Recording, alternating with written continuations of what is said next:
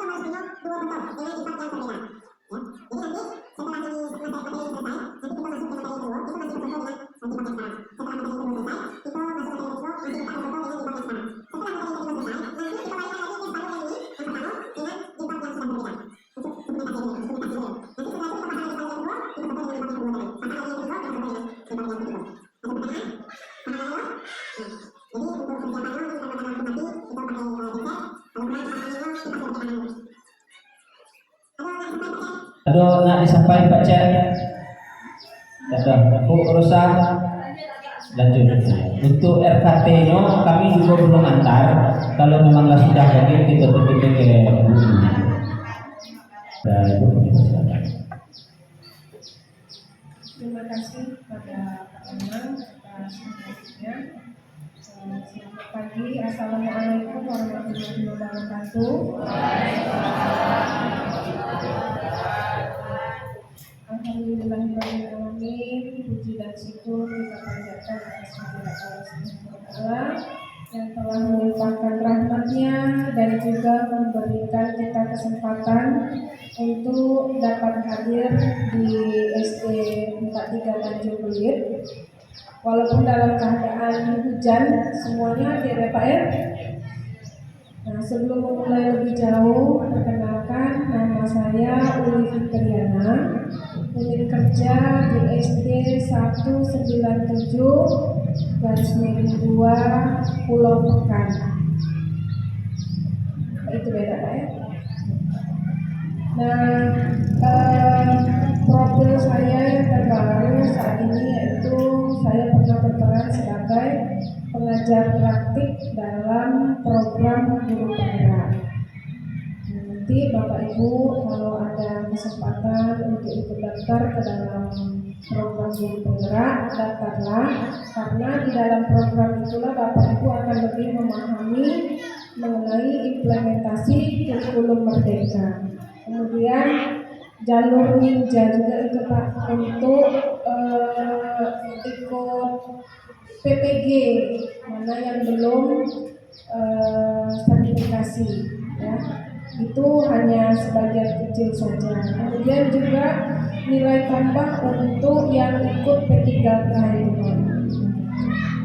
Mungkin itu saja, kita langsung masuk ke materi ya Pak ya. Nah, kalau berdasarkan yang disampaikan oleh Pak Nanang, pertemuan kita hari ini selain penilaian dan asesmen, itu juga mengenai penguatan karakter ya Pak ya bagi guru. 2 poin itu. Yang satu lagi itu ada Pak kita mengenai pembuatan modul dan bahan ajar ya Pak ya. Modul. Yang kelima itu masih berhubungan dengan ini, dengan karakter. Ya. Nah yang satu lagi itu Bapak minta itu dah untuk modul dah, pembuatan modul ajar kan. Nah kalau pembuatan modul ajar itu kayaknya memang agak kurang terkejar kalau waktu mepet ini, tapi nanti kita usahakan ya Bu ya, kita fokus dulu ke karakter, sudah tuh penilaian baru ke modul ya Pak ya. Bapak Ibu ketahui bahwa kurikulum Merdeka ini adalah upgrade-nya dari kurikulum 2013. Kalau kurikulum 2013 itu upgrade-nya dari kurikulum tingkat satuan pendidikan atau KTSP. Ya, kurikulum 2006 ada Bu ya. Jadi Bu, yang diganti dalam kurikulum Merdeka ini selain penguatan karakter itu istilah-istilah dalam pembelajaran saja yang berganti. Misalnya kayak kompetensi dasar, ya kan, itu diganti dengan capaian pembelajaran. Kemudian tujuan pembelajaran, kalau dulu kan tujuan pembelajaran ya kan, kalau sekarang tujuan pembelajaran itu gantinya dari HD. Kalau standar kompetensi diganti dengan CP, capaian pembelajaran. Istilah-istilah itu saja yang diganti Bu. Nah, standar Ibu kalau untuk penguatan karakter itu di Beskap nomor 33 kalau untuk profil pelajar Pancasilanya. Tapi kalau untuk pembelajaran di Beskap 009 ya. Itu boleh Bapak Ibu lihat.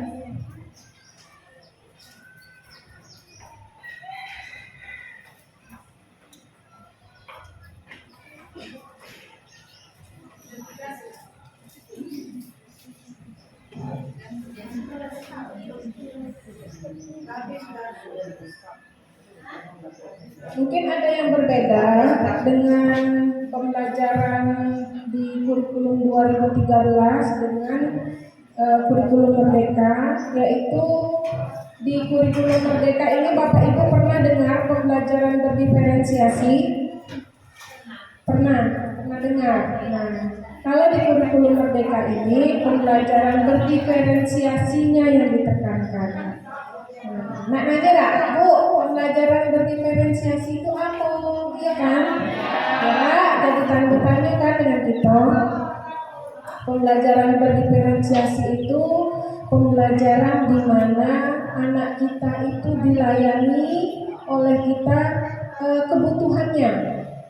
Mungkin Ibu pernah dengar pendidikan inklusi, pernah kan? Kalau dulu kita identik kalau anak yang berkebutuhan khusus itu identik dengan SLB, sekolah luar biasa. Kalau sekarang tidak. Jadi kebutuhan siswa kita itu banyak Bu, ya. Bukan kebutuhan materinya, kebutuhan jajannya atau enggak, tapi kebutuhan dia untuk mendapatkan pendidikan, ya. Jadi di saat Ibu melakukan pembelajaran, itu Ibu melihat di mana siswa-siswi Ibu itu yang membutuhkan ini pembagiannya itu seperti siswa yang tergolong dalam auditori, sensori, kemudian motorik. Nah, itu dilihat. Jadi semacam ada pengelompokan. Nah, pada saat pembelajaran itu Ibu memang betul-betul memfasilitasi anak yang sensori seperti apa, yang auditori bagaimana, yang motorik itu bagaimana, ya. Kalau motorik itu larinya ke Pak Isan, tapi memang ada anak-anak ini yang memang betul-betul aktif, ya kan? Nah, bukan berarti anak itu nakal, tapi kebutuhan akan motoriknya itu lebih besar ketimbang siswa yang lain. Itu adalah pembelajaran berdiferensiasi, ya. Kemudian ada nggak Bu istilah lain yang Ibu dengar tapi masih ragu di dalam kurikulum Merdeka? Kita bincang-bincang dulu menjelang ini nampaknya. Apa Bu yang bikin Ibu penasaran? Apa Bu? Belum belajar. Oh ya, kelas 6, kelas 3 belum. Tapi Bapak Ibu yang sudah punya ID belajar, downloadlah PMM, Platform Merdeka Mengajar. Sudah download Bu? Sudah ada masuk belajar ke dalam situ? Sudah pernah melakukan aksi nyata? Di aksi nyata sudah itu kena tolak-tolak terus ya? Ditolak-tolak terus, akhirnya kok turun semangat mental ya tidak Bu? Sudah tuh sertifikat tidak keluar, ya kan? Nah itulah yang perlu kita pelajari, macam mana buat aksi nyata itu, ya. Jadi yang perlu Ibu persiapkan itu adalah umpan balik dari kalau misalnya Ibu ngambil yang Merdeka Belajar, topik Merdeka Belajar ya Bu, itu umpan baliknya bukan dari siswa, tapi dari rekan sejawat. Kalau yang menyebarkan pemahaman Merdeka Belajar. Dan kalau sekarang Pak ditambahkan ke bahasa Inggris. Kalau yang guru kelas misalnya kayak gitu. Oh ya.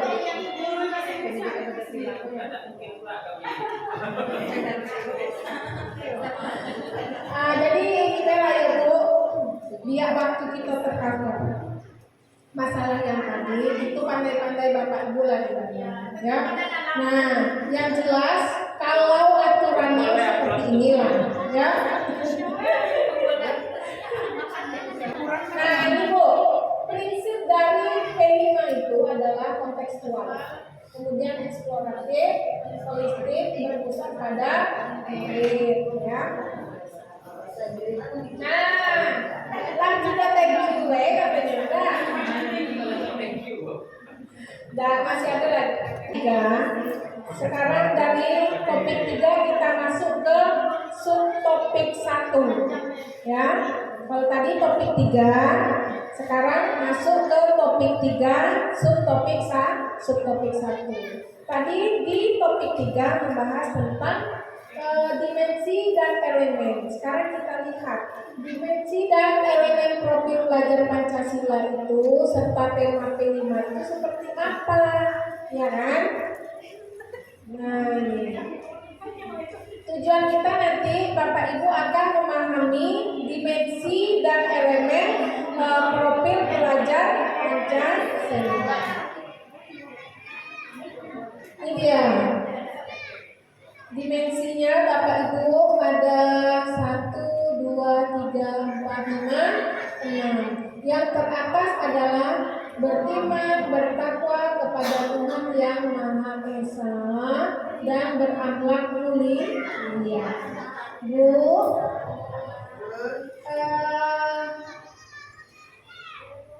untuk menanamkan karakter kepada siswa, tentulah kita sebagai gurunya juga harus berkarakter, ya, menunjukkan sikap-sikap, perilaku dan tingkah laku bagaimana selayaknya manusia yang berkarakter.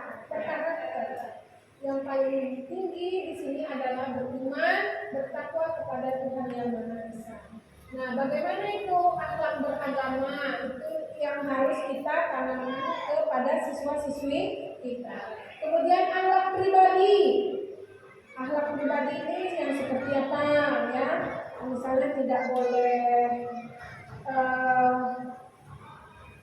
kalau dalam etika itu barang pribadi antara orang tua dengan anak. Kalau kita anggap itu barang pribadi siswa kita, namanya saja barang pribadi, tentulah kita tidak boleh menyentuhnya kecuali melalui izin, ya kan? Nah, kita tunjukkan kepada siswa kita macam itu. Misalnya kita mau periksa tas anak ibu, misalnya mau razia, kita tanya dulu, tahu nggak ibu periksa tas, ya kan? Nah, kita izinkan apa? Berkaitan dengan akhlak pribadi. Kemudian akhlak kepada manusia, akhlak kepada alam, dan akhlak bernegara. Kalau ke alam misalnya kayak mana, Bu? Macam mana kita menyayangi atau memperlakukan tumbuhan, tanaman, hewan, ya kan? Misalnya dengan kucing lah kayak gitu, Bu. Menunjukkan kasih sayang kita ke kucing, itu termasuk ke dalam akhlak kepada alam. Kemudian mandiri, pemahaman diri dan situasi, kemudian regulasi diri. Bu, ya regulasi diri ini kayak mana? Nah, kita kan tahu kan regulasi itu semacam aturan-aturan atau ketentuan-ketentuan, ya kan? Nah, ini termasuk ke dalam regulasi diri. Pemahaman dirinya, kemudian pemahaman situasi. Nah, dalam melakukan hal-hal tertentu, siswa kita itu emang betul-betul dapat melakukannya sendiri dengan standar-standar atau regulasi yang sudah dia miliki. Kita semua ini kan punya standar hidup, kan, Bu? Punya standar diri kan. Mungkin kalau Ibu Desi standar diri dia ketika mengajar, dia memiliki standar. Standarnya kok. Nanti ketika saya mengajar, saya tidak boleh meninggalkan kelas. Ketika saya mengajar, saya harus on time di kelas. Ketika masih jam sekolah, bedakan ya Bu, jam sekolah dengan jam mengajar. Kalau jam sekolah mungkin dari pagi sampai siang. Dia sudah berkomitmen, punya standar. Ketika jam sekolah tidak akan keluar dari kelasnya. Misalnya kayak gitu, ya kan? Atau siswa itu juga macam itu.